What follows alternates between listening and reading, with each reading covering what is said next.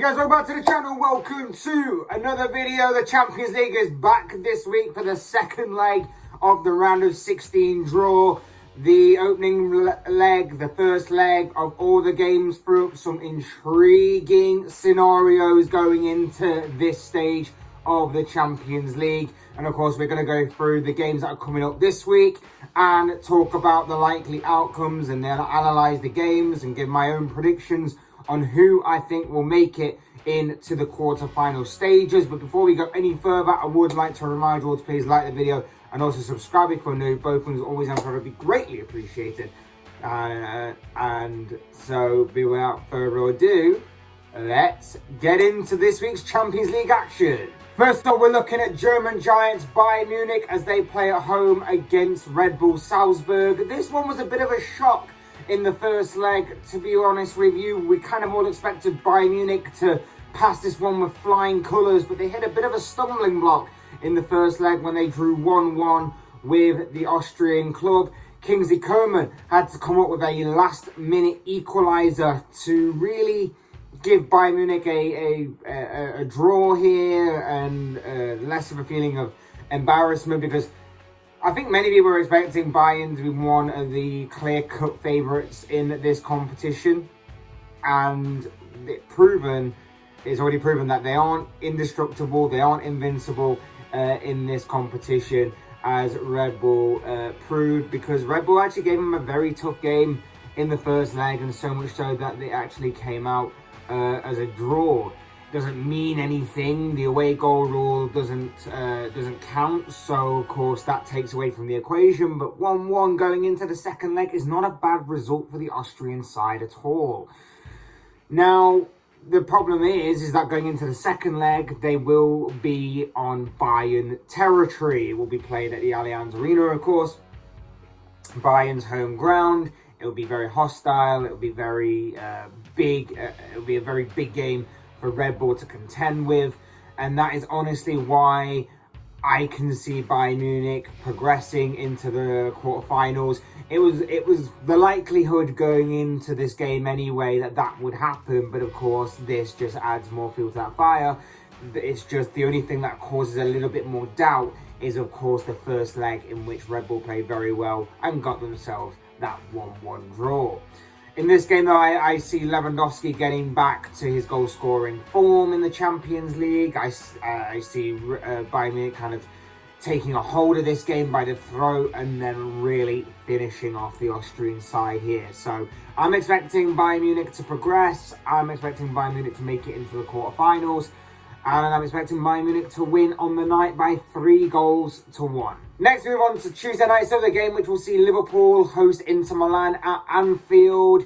In the first leg, of course, Liverpool came out as 2-0 winners thanks to a quick-fire double later on in the second half from both Bobby Firmino and Mohamed Salah. It was enough for it was a tough game for Liverpool. It wasn't the greatest performance by Liverpool by any means. Inter Milan, I think, did better than what I think many people expected. But in the end, the result was pretty much what we expected as well, in that Liverpool came out on top, 2-0 winners at the San Siro. And now they go into this game at Anfield with a 2-goal lead over their Italian opponents. Look, I think this tie is over. This could come back to bite me, of course, but I genuinely think this tie is or should definitely be over.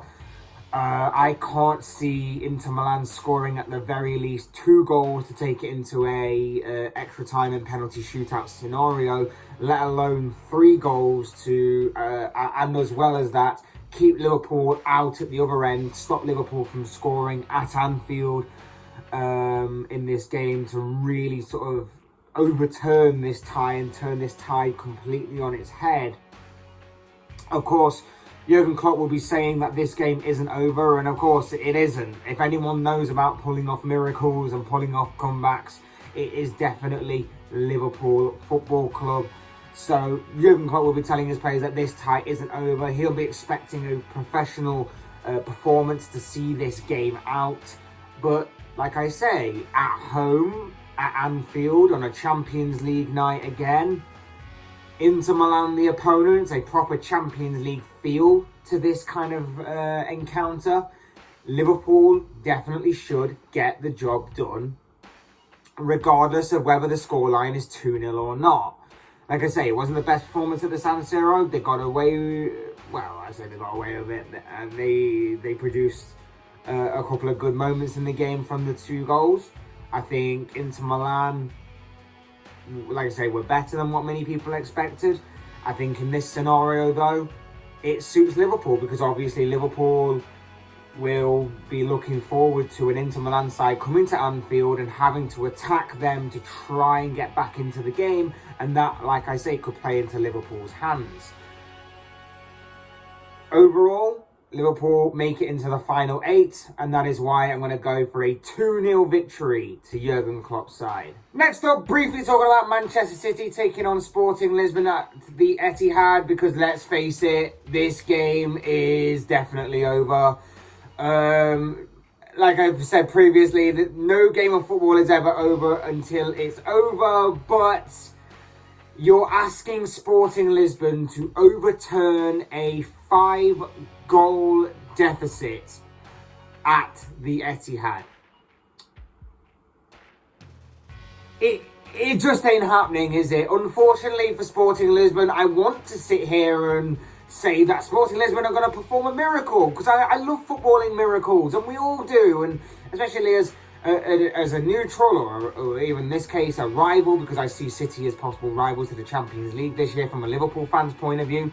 I want to sit here and I want to say that tomorrow you're going to see something absolutely phenomenal and unbelievable and spectacular, and that Sporting Lisbon are going to overturn a 5-goal deficit at the Etihad and win this game 6-0 and knock Manchester City out of the Champions League in the process.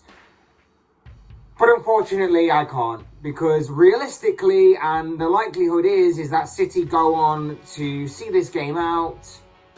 Bit of a training ground session for them, in all honesty, and just go and advance into the next round of this competition. Like I say, I want to sit here and say that Sporting Lisbon will win this game 6-0. You don't understand how much I want that to happen. But if we're being realistic, the 5 goals scored in the first leg in Portugal from Mahrez, Bernardo Silva twice, Phil Foden and Raheem Sterling all basically mean that it's all but confirmed and official that Manchester City made it into the quarterfinals of this. So, unfortunately for Sporting, City go on and cruise in this game. They go on and win this game. I think they'll win this game by 3-1, see themselves into the next round of this competition. Easy as that.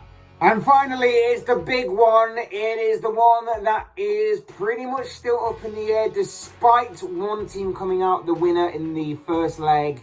It is Real Madrid taking on PSG at the Bernabeu. This one is set to be monumental, because this is going to be a major encounter, a big encounter, and one that, even though Kylian Mbappe scored a very, very, very late winner in the first leg, still kind of up in the air. You've got the factor of, obviously, it being Real Madrid versus PSG, a Champions League powerhouse in Real Madrid, used to this kind of scenario, used to obviously being in the big games against the PSG side that obviously have the money, they have the wealth, they have the squad on paper, but they just can't get past that mental block. They can't get past that mental block of these kind of games, and that is what continues to hinder them and to hurt them year after year when it comes to trying to bring home the Champions League title to Paris. Like I said, PSG take a 1-goal lead into this game, and if away goals were still a rule, I would be backing PSG more confidently, because, well, they've got the advantage now. They stopped Madrid from scoring in the first leg. They have the opportunity now to really hurt them. But away goals have obviously been taken away. It's at the Bernabeu. We know Real Madrid come alive in the Bernabeu, particularly on a Champions League night. This is going to be huge. And you've got all the star names that I mentioned before. You've got your Modric's, your Cruz's, your Asensio's, your Benzema's on the Real Madrid side. You've got your obviously your Neymar's, your Kylian Mbappe's, who basically trialled, it seems, for Real Madrid, a side that he's likely to join in the summer by scoring against them. So that was quite interesting and adds to the narrative of this. You've obviously got Real Madrid's old foe in there of Lionel Messi. Didn't have the greatest of first legs, but you know what? You can never rule out the magnificent Argentinian magician. You know, if you laughed at him during the first leg, the chances are it might come back to bite you in this game, and he might go on and score the goal that knocks Real Madrid out. It could just be that kind of scenario, because I think this is going to be a very, very close but very entertaining and intriguing game, to say the least. It's going to be a massive mental block for both sides, particularly PSG, though, like we mentioned before, they've hindered on that mental side of the Champions League for years now. Obviously, for Real Madrid, they've got to overcome that 1-0 deficit and then go again to try and keep PSG out at one end, and obviously score the winning goal. I personally see this game going into extra time. I think this could be one of the ones that goes into extra time, because I think this is going to be a very fascinating game, particularly when you add the Bernabeu, when you add a Champions League night to it. It's going to be incredible. I think this will end 2-1 after 90 minutes, which will obviously take it to 2-2 on aggregate and therefore into extra time.